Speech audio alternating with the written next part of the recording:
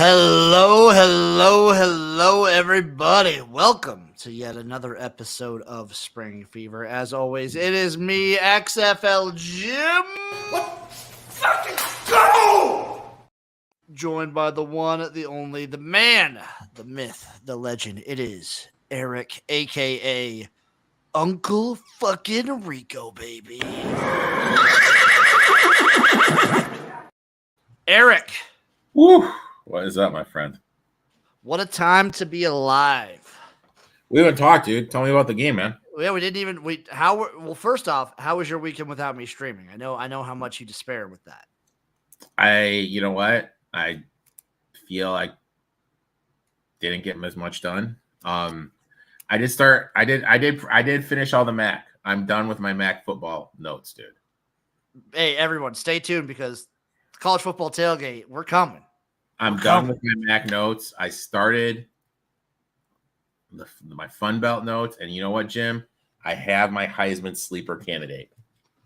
I will be picking a team in every conference that I'm going to just like fully back blindly. Always fun. Be ready for that. But yeah, my weekend was great, dude. First time in St. Louis. The vibes around the championship game are great. The tailgating was fun. The pregame festivities were a blast. I got to make up news stories because I still never got my press credentials. Got to meet a bunch of people who only interact with online. It was a blast. Was it everything that you thought it would be? The vibes and everything pregame, yes. I would have loved a better game, but everything aside from the actual game itself was amazing. In terms of, it looked a little bare. So I talked with a couple people about this. There was a decent amount of people there, but the issue was they spread them all throughout the stadium. No, it was like peppered in. So no one spot looked like it was super packed. Did you remember to get me a t-shirt? So I actually, Erik, there was a couple like flubs that I had. I got 2 t-shirts, but I put them on the seat that I was sitting in. And you forgot. And when I got up, I just left them right there in the seat. That's 30. Oh. That's $40 I'm never going to get back. Oh, it's the thought that counts, Jimbo. It's the thought that counts. I bought them, though. I did buy them. It's the thought that counts, though. It's the thought that counts. But everything there was fun. I got to yell at Tom Brady. I got to yell at Joel Klatt. That was an experience. That was a fun time. And then I got to experience a football game in the Dome, which was fun. It was I had an overall great time. Fantastic. That's good. What was the food like? Did you go to the Italian place I told you to go to? Did not go to the Italian place you told me to go to. Really just kind of ate at the casino I stayed at, which was honestly the food there was pretty good. And then hit some spots up in downtown St. Louis, ate some food at the tailgates, had some good tailgate food, had a hot dog at the Dome, and had a $14 beer. So there was that. Yeah. Tell me about it. Tell me about it. $14 fucking $14 for a fucking beer. Yeah. Tall boy, but still. What? A Miller Lite? Like what kind? Busch Light. Jesus, dude. But I don't know, it was fun. It was a good time. It was weird the fact that almost everyone in the crowd, like the vast majority of the crowd, were St. Louis fans. That is a little weird. Where most of the fans were not there for either of the teams playing. Okay. That was a little weird, but it was fun. It was a good time. And I was sat on the 50-yard line in the Stallion section. So the vibes there were super high. Okay. I'm going to sneeze, Jim. I'm so sorry. Sneeze, Erik. Sneeze it. Let it out, baby. Let it out. Oh, dude. Good one. It's coming. Good. That was good. But yeah, I mean, everything there was fun. St. Louis was a good time. Recommend. I need to go to a regular season game sometime, I think. So with you looking back at everything. The whole season or just the championship game? Everything. Okay. Grade at 1 through 10. It's hard not to give it an 8. Okay. All right. obviously, especially with hindsight, it was like a miracle that they got the deal done and the season started on time as it was. When you think about it, it's absolutely insane that they were able to. It's crazy, right? Like, what is it? They started the rumors and started talking in July of last year. Yeah. And then had it all ready to go by April, by end of March. Yep. Kind of nuts. It's absolutely insane that they were able to do it. I mean, props to The Rock, props to everyone that they were able to do it. I mean, it's insane that they got it like that. What's the Uncle Rico grade? What grade is Erik given for the UFL?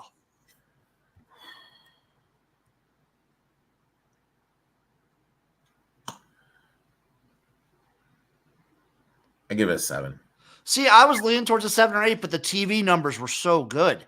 And honestly, in my opinion, the on the field product was so good, I had to lean towards an 8. The only things that I wish they would have done different were a lot of the like fan engagement and media relations stuff. Those ones they get like 3 and 4 in. But I think with the TV numbers, I couldn't give it less than an 8. The thing that gets me is just I feel it could have been better, like in terms of like competitiveness. I feel there was a top 4 and a bottom 4. I feel like, have we seen that with every, like, since the USFL in 22? I've kind of felt that way. Mm-hmm. Like, there's always 4 that separate, and it's like a very easy line to figure out who's going to be in the playoffs and who's not. Yep. Like USFL year 1, obviously it was the Generals, Stars, Stallions, and the Breakers had some issues with the Bandits that year, but it wasn't really like everyone knew it was probably the Breakers. And then last year in the XFL, it was obviously like actually in the North, it was kind of competitive last year in the XFL with the Sea Dragons, the Defenders, and the Battlehawks. Yeah, that's true. And then the Renegades like late season surge. But like obviously the Guardians and the Vipers were trash. That is putting it. And when I say this, you want to take, Erik? You want to take from me? You want a hot take right now? And I think what's something we should do next week. What I'm going to do, I'm going to go through and watch our season preview and our hot takes and everything. See how well we did. Okay. But a hot take I have right now, postseason. I think if the Arlington Renegades would have made the championship game, they would have had an extremely competitive game with Birmingham. I think they would have made the championship game if they made the playoffs. Maybe. No, I think they would have. Maybe. I think they would have. There's no maybe in my mind, baby. Erik, what'd you think of the game watching on TV?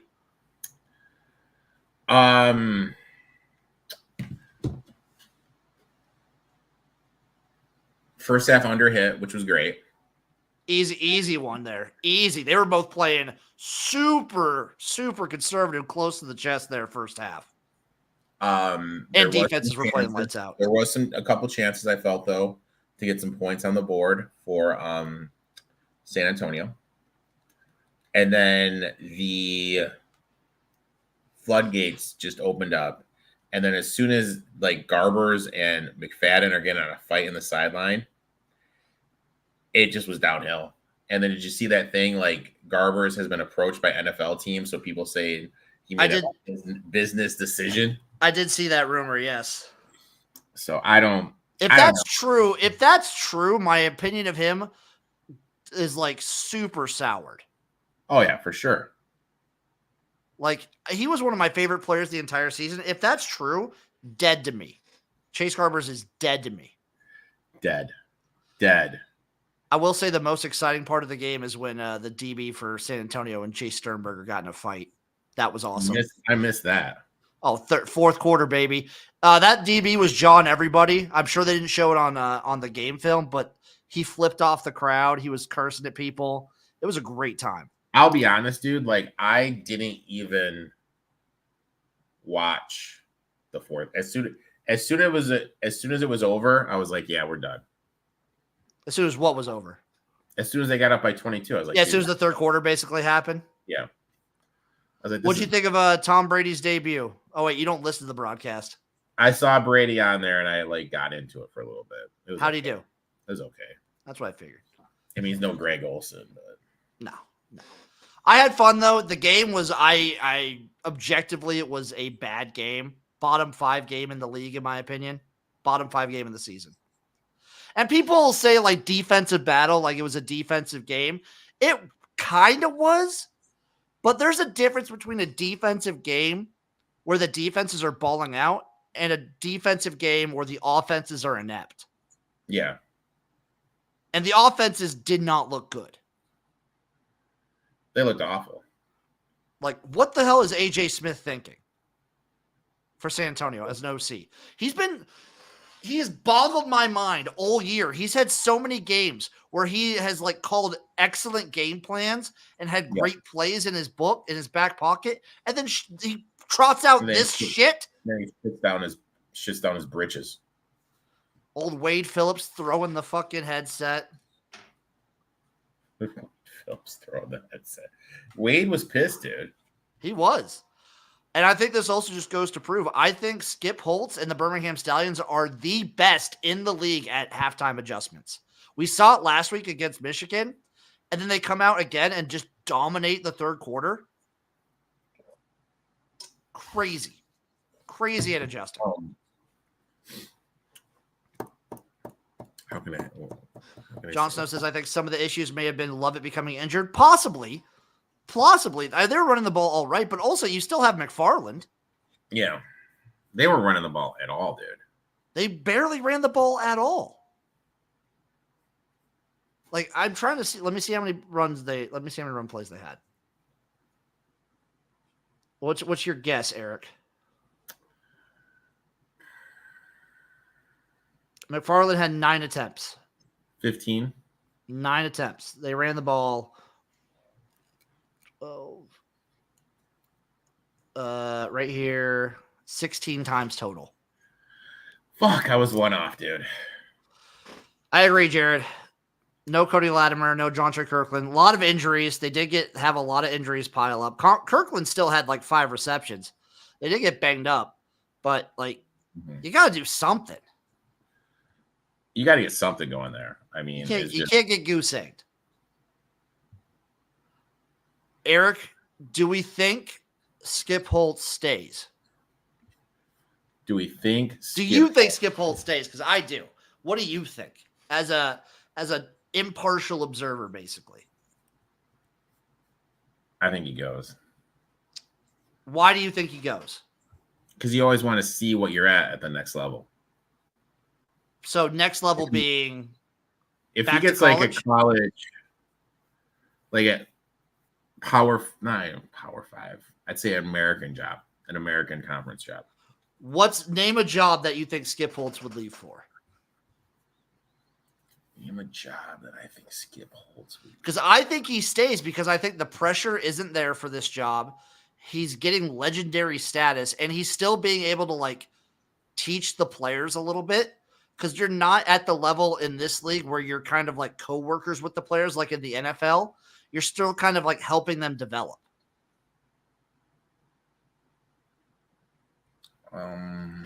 Jeffrey Chapman saying that wish the game was played in Canton. Fair, but also like the game last year for the USFL didn't look that good either, like crowd-wise.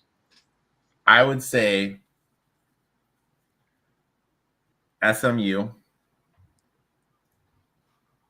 I think he'd leave for SMU. That's a Power 4 job, though. Okay, that's not a Group of 5 job. That's Eric. That's a vaunted ACC job. You can't. You said G5. You can't pull SMU now. Well, dude, I'm just trying to go through school. SMU. Memphis. I could see Memphis. I don't think Memphis would go for him, but yeah.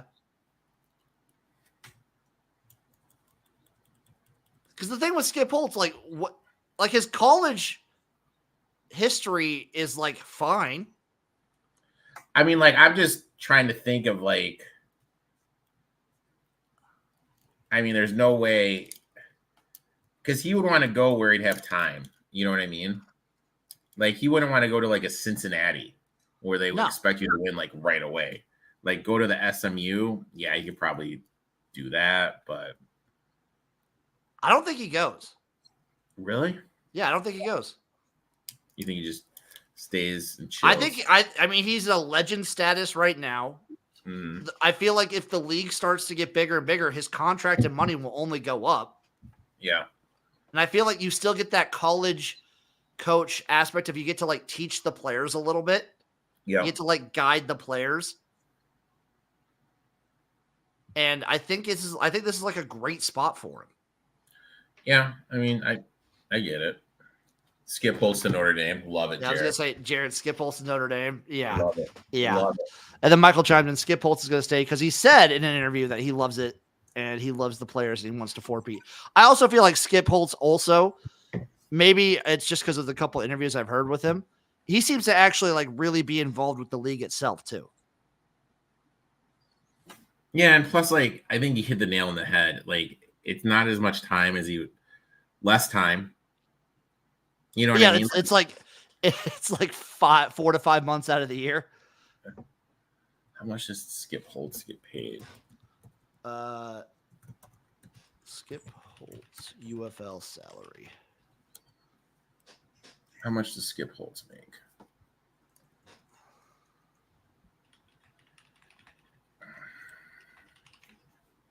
Let's see. $1 million. That ain't bad, dude. That ain't bad, Eric. Jared says he heard it was 400,000. Leading Birmingham to a league best 8-2. The Birmingham Stallions head coach earns about $1 million each season. Jesus, that's not bad. That's really not bad. Good little chunk of coin. Let's see. Yeah, I mean, for 4 to 5 months worth of work. Yeah, who wouldn't? What did you think of Adrian Martinez getting Finals MVP? Joke. Jared says he heard it was even if it is 400,000, that's still a hell of a deal. That's still a good chunk of coin. Yeah, I feel like Adrian Martinez getting it. Eric, who would you have given the Finals? I would have given it to someone on the defensive end. I was talking about it the day it happened, and I still will ring it from the fucking rooftops. Tazzino deserved that shit. Yeah. Yep. Dude, Eric, 9 tackles, 6 solo, and 2 forced fumbles. And wasn't benched. Was not benched. Well, I mean, Martinez wasn't benched for this game. I thought Corral came in for a little bit. No, Garbers came in. Garbers was benched for fucking Quentin Dormady.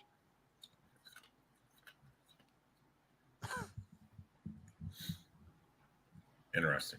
Yeah. Interesting. Yeah. It's a sour way to end the season just because the game was stinky, but it was a very fun season. I cannot wait to see what they do next year. Also, shout out Moose Johnson for an interview saying no expansion. So we already nipped that in the bud. No expansion this next year. You know what they're planning on? You know what they're going to really try and do though, Eric?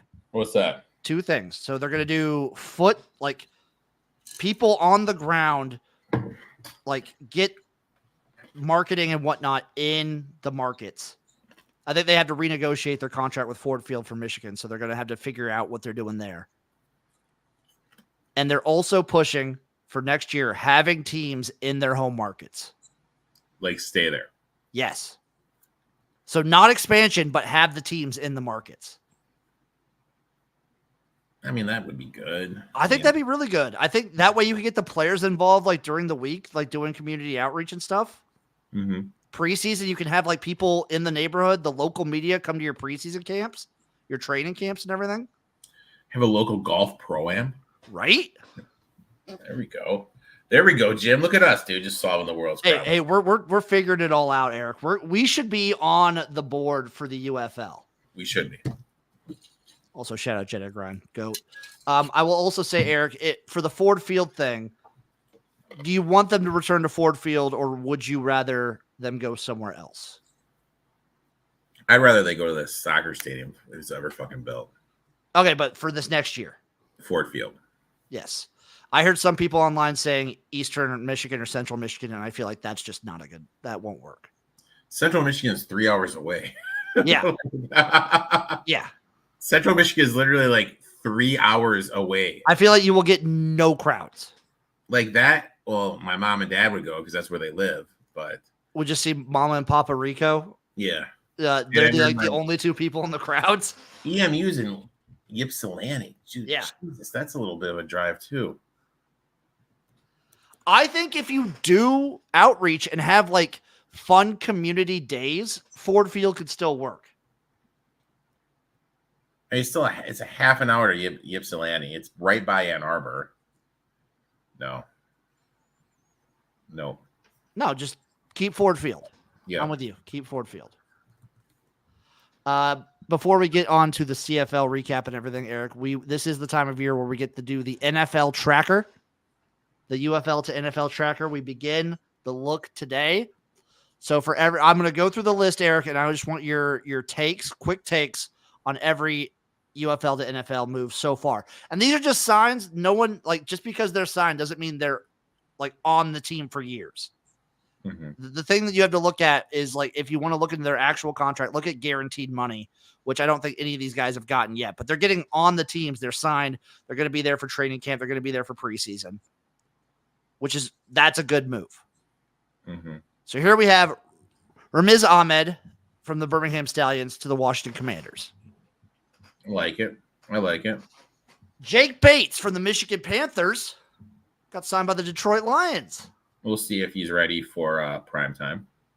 The thing we know with Jake Bates is he has the distance. Yeah, it's a little bit of accuracy, but it's only outdoors that he's had accuracy issues. Yeah. Liam Fornadell. 13 games indoors today or something crazy like that this year. They did play a lot. Liam Fornadell, offensive lineman from DC, is now on the Patriots. Wide receiver Dawood Davis from the Memphis Showboats to the Panthers. I like that move. Dawood Davis on a bad team was one of the shining parts of the Showboats this whole season. Yeah, I like that. Offensive tackle Jared Jones-Smith from the Battlehawks to the Falcons. Battlehawks did have one of the better offensive lines throughout the season. Decent move. I would like to see him go somewhere because he's not going to crack that. They got a good old line. Jacob Saylor's running back for St. Louis to the Giants. Giants backfield's open. He's going to get a chance right there. And he was pretty damn good. He was like the only running back that St. Louis had. He's a good running back, dude. Yeah, because they got Tracy, they got Singletary, they got Gray. He'll get a chance there. He'll get a chance. Jalen Redmond, defensive tackle for the Renegades to the Vikings. Yeah, I like it. Dondre Tillman, defensive end for the Stallions to the Broncos. I like that move. Dondre was good. Yeah, he'll get some run. Broncos D-line isn't that good. Willie Harvey Jr., linebacker from the Battlehawks to the Cowboys. Yeah. Garyon Connolly, DB for the DC Defenders to the Cowboys. Yeah. Cole Lavau, offensive guard from San Antonio Brahmas to the Jets. He was a really good guard this season. Yeah, I mean, that's just depth for the Jets, which they probably need. Yeah. Ricky Persons Jr., stellar running back for the Birmingham Stallions to the Seahawks. I mean, he probably won't get a ton of play there, but they have a lot. They have a lot of running backs. Yeah. And then D tackle Prince Emil from the Brahmas to the Falcons. I like that. Yeah, Prince was pretty dang good. Expect to see more. I wonder when we're going to get the first quarterback.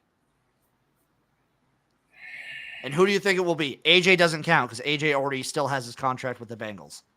It'll probably be, well, according to the rumors, it's Garbers. Lemon's chiming in. Speaking of which, yeah, Garbers was fucking garbage.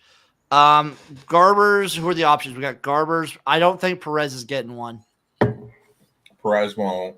I mean, he balled out, but I feel like we kind of know what Perez is at this point. He could maybe be like a serviceable NFL backup, but I just don't see it. I think this is the area that he thrives in. Tamu, no shot. Jared says Martinez. He'll get a look, yeah. He'll get a look, but I don't know. I don't see it. So someone in the chat mentioned Keyworth Stadium for Detroit. I sent you the pictures. I mean, it's interesting. Where's that at? In the Detroit area. That could work.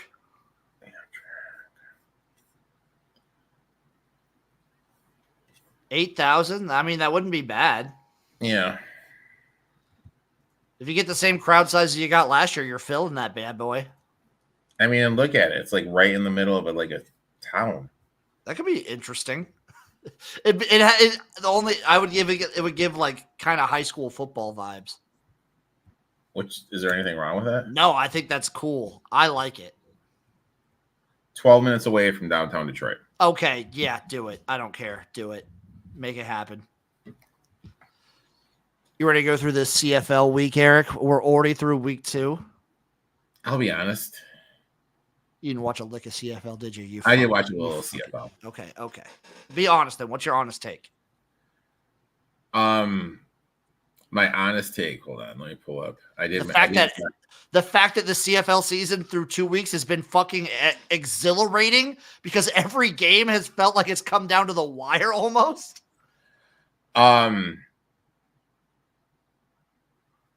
Bombers, like, what the fuck? By the way, I'll go through the standings real quick. Bottom of the standings. The Bombers are ranked last right now.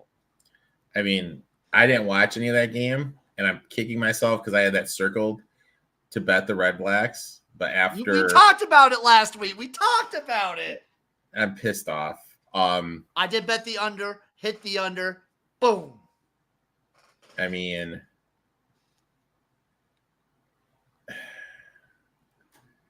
Alex had a chance at all, as always. Again, yes, they they had a chance. They did have a nice backdoor cover though to get that home. I didn't watch a lick of the Stampedes game, and dude, I'm not gonna lie. Like, I went to bed because I was like, oh, dude, there's 3:44 left. Hamilton's up big. There's no way Saskatchewan's gonna come back and win. Didn't you say that last week too? Did you say that in week 1? They went ahead and scored 13 points in 3 minutes and 40 seconds. Yeah, dude. Saskatchewan, number 1 in the league in comebacks, baby. It's going to come to bite them. The biggest bluff 2-0 in the CFL.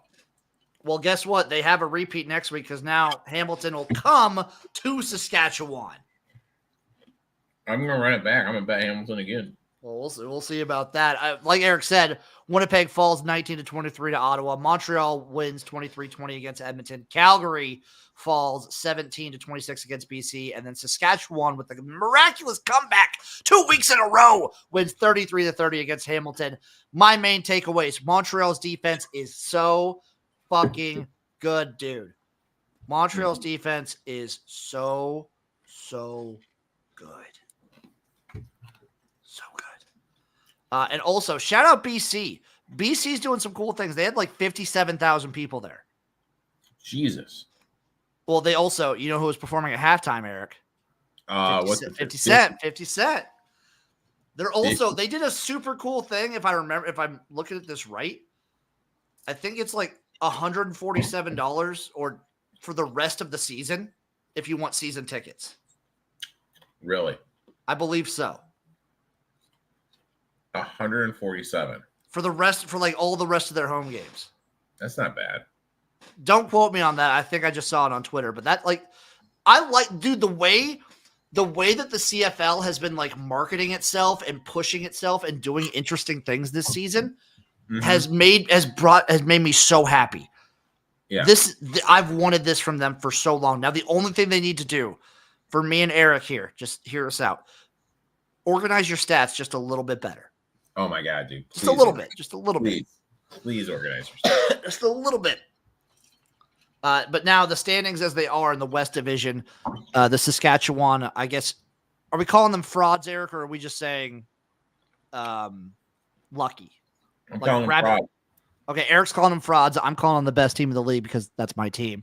Sit atop the West Division at 2-0, BC at 1-1, Calgary 1-1, Edmonton and Winnipeg both 0-2. In the East Division, Montreal, the only 2-0 team in the East. Toronto is 1-0, Ottawa 1-0, Hamilton 0-2. Mm-hmm. It's early. It's a long ass season, dude. I agree with Jeffrey on that. It is a very long season, Eric. We got like 20 more weeks to go, baby. I mean, it is a long ass season. 19 more weeks to go. 19 more weeks of this bitch, dude. 19 more weeks, and then it's the playoffs. And then it's playoff time, baby. So let's get into it, Eric. Tomorrow, Thursday, 6:30 p.m. I will be streaming. You will be streaming? I will be streaming for Thursday and Friday this week. Okay. The Ottawa Redblacks take on the Montreal Alouettes. The Alouettes are 6.5-point home favorites. Over under set at 47, plus 240 on the money line for the Redblacks. Eric, do you run it back with the Redblacks this week? No, I just play the under here. Yeah, I played the under. These are the two best defenses in the league. Yeah, they're stellar. Ottawa loves to run the ball too, and they're very not good at passing. Montreal's just pretty decent. I'd say Montreal is good, just all around good on offense. But both defenses are so stellar here. Yeah. So give me that under 47 here. BC versus Winnipeg on Friday, June 21st.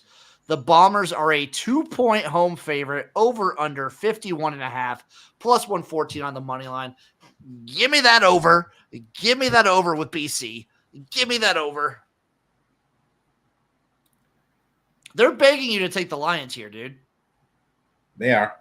They're begging you to take the Lions. I don't want anything to do with this game, Jimbo. I'm just going to take the over. I'm only going to take the over, but they are begging you to take the Lions. Sometimes the best bet is no bet, Jim. If I win anything, I would go Winnipeg -2 because BC, I watched their game one. I'm still sour in my mind, but I'm just going to bet the over here because BC's defense is not good. This is the best chance that the Bombers have for a get-right spot, offensively at least. I'm not going to think it. I'm not going to do anything. I'm just going to sit it out, man. Give me the over. Give me the over. Up next, Eric, Saturday, June 22nd, Edmonton versus Toronto. Toronto is a 5.5-point home favorite. Over under of 50, plus 250 on the money line. With a spread like that, I have to take Edmonton in the points. Give me Edmonton plus 5.5. They cover these spreads, dude. Toronto's coming off a bye, coming off the upset win. I think the juices are a little too high. I'll take Edmonton plus the points.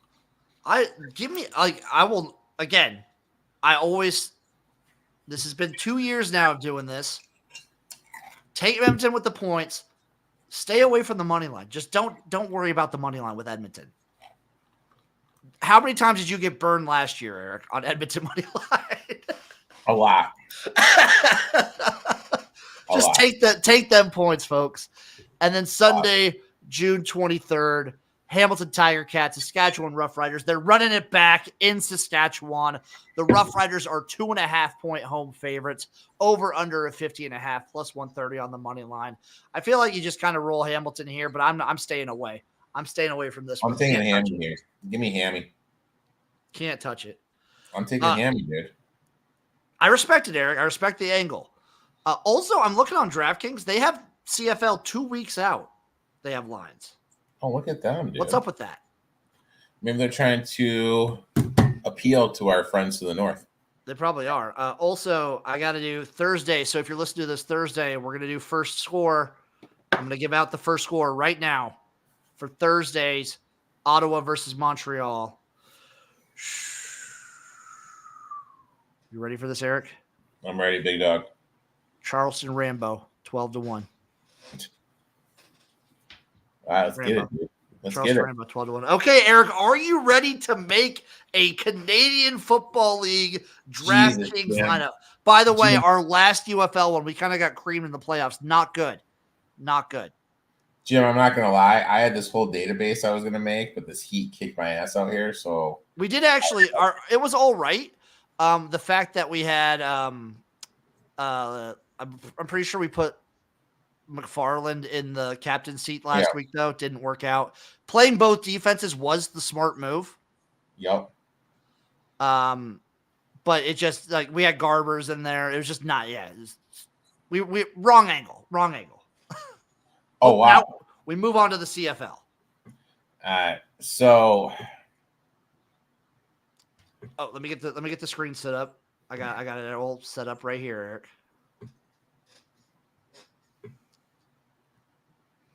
So how do you want to start this bad boy?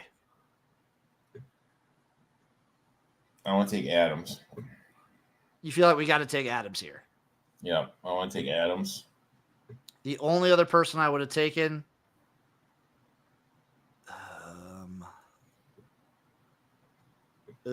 Yeah, Adams is probably like the move.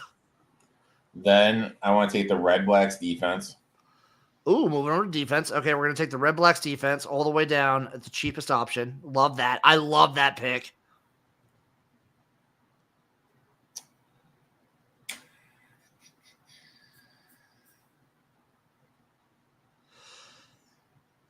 Who's Calgary play? I think they're off this week. Yeah, Calgary does not play this week.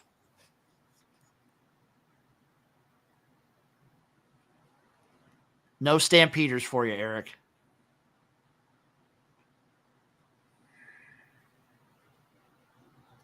Who's the backup in Winnipeg? Winnipeg, probably Augustine. Augustine? All right, let's go Augustine. Okay, 4,600. Nice little cheap spot there. Okay, now I'm just saying this. Their starting running back didn't practice on Wednesday because of a knee injury. You're talking Oliveira, right? Yeah, that's telling me he's not playing. He's probably not going to play. Yeah, so that's why we're going to pay down here and take Augustine. I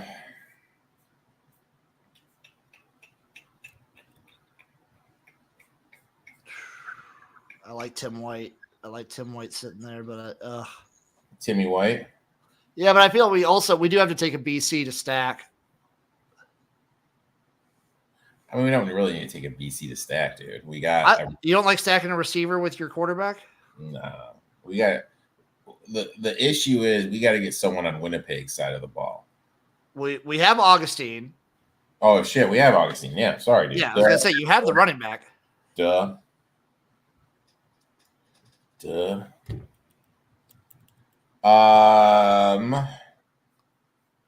Toronto plays who?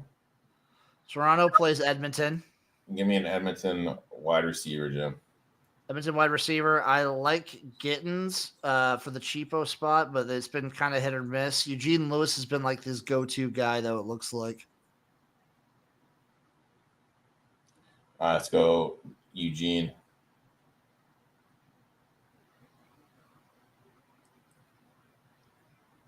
Let's go Eugene.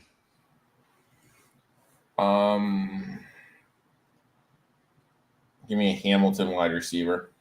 Hamilton wide receiver. I'm a Tim White slut, so I would go Tim White. I love Stephen Dunbar Jr., but since like his breakout season a couple years ago, hasn't been the same. Hasn't been the same.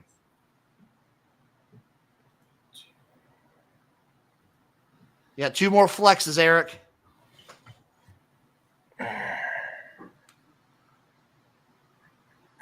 Give me a Saskatchewan wide receiver. Ooh, that's a toughie because they got some bad injuries. I want him to step it up. I want him to step it up. Like I love Kean Schaefer Baker. He did. All right, so Bane was limited, so I think Bane's going to play. You think Bane's going to play? Then I go Bane. You want to go Bane? I would go Bane if Bane's going to play. No.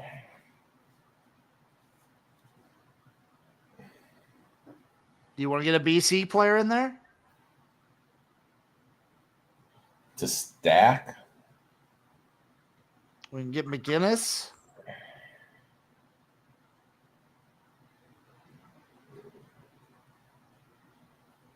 Yeah, let's go. Who else? Or would you go for like a Montreal or Ottawa player now? We think Montreal and Ottawa is going to be a low-scoring game, so it's just not even cool. And we picked our defensive side. I like what we did here. So then you want to go? You okay going McGinnis? Yeah. That gets us like play for every team. Yeah, we got coverage everywhere except for Montreal. Yep. Vern Adams. Yeah. Yeah.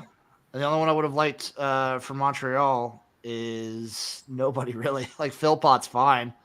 But he's not bad. But he's I like our lineup. Vernon Adams, Augustine, Eugene Lewis, Tim White, old Sean Bain Jr., McInnes, and the Red Blacks defense. I like it. It's saved. It's saved, Eric. You may have to send me a picture tomorrow morning. I will send you a picture. Do not worry. Make sure you put these in. Make sure you're listening either live or Thursday morning because this lineup will go into effect that night and the stream. Be there for the stream. Eric, any parting thoughts either on the CFL season that is or the UFL season that was? Bring your lunch pail. It's going to be a long fucking season for the CFL, dude. Damn right, brother. Damn right it is. Lunch pail. Thank you all for watching. Thank you for listening. We love you. We appreciate you. Holy shit. Look at that fucking tan line, dude. It's a crazy tan line. Oh, also, holy shit. You know what? I completely just fucking forgot. This whole show has been brought to you guys by Royal Retros, by the way. I'm the producer, Jim. Shout out Royal Retros because they fucking rule. The best shop on the planet for the best merch on the planet.